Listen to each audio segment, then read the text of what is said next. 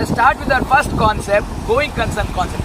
Going concern concept says that an organization neither has an intention nor a necessity to close down the business in the near future. I repeat, an organization neither has an intention nor a necessity to close down the business in the near future.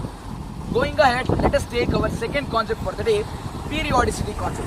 An organization might have an intention to continue for really long, but the accounting period should be identified. So what is periodicity concept all about, or accounting period concept all about? The entire life of the business should be divided. The entire life of the business should be divided into divisible parts, and each divisible part is termed as accounting period.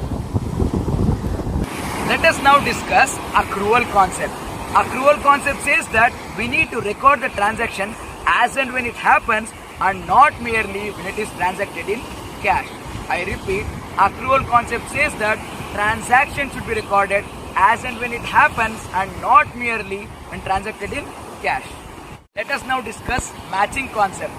In your profit and loss account, incomes would appear on the credit, expenses would appear on the debit. So we need to match this year expenses with this year incomes. So matching concept says that we need to match current year incomes with current year expenses to find current year profit or current year loss. Now let's discuss cost concept. The cost concept says that any item should be recorded in books of accounts at its original cost. Cost is the money that you pay and not the value of that item that you get. So any item to be recorded in books of accounts, we need to identify its cost, and it has to be recorded at its cost. Let us now discuss objective evidence concept. Objective evidence concept says that in order to record any transaction, we should have an evidence proving the authenticity of the transaction. After this, let's quickly get into revenue recognition concept. Revenue recognition concept says that a revenue, that is the sale, can be recognized when we transfer three things. Number one, risk. Number two, reward. Number three is effective control or possession.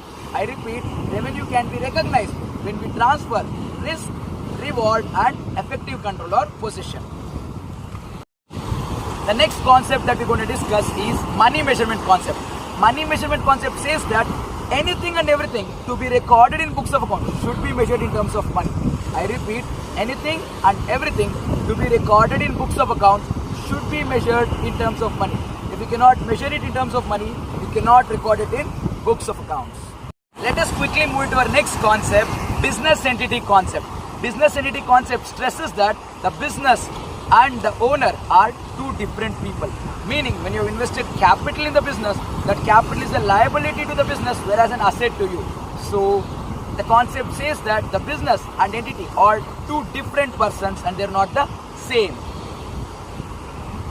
And the last one for the day is dual aspect concept, which tells that every transaction will have two aspects. We need to recognize and record both aspects.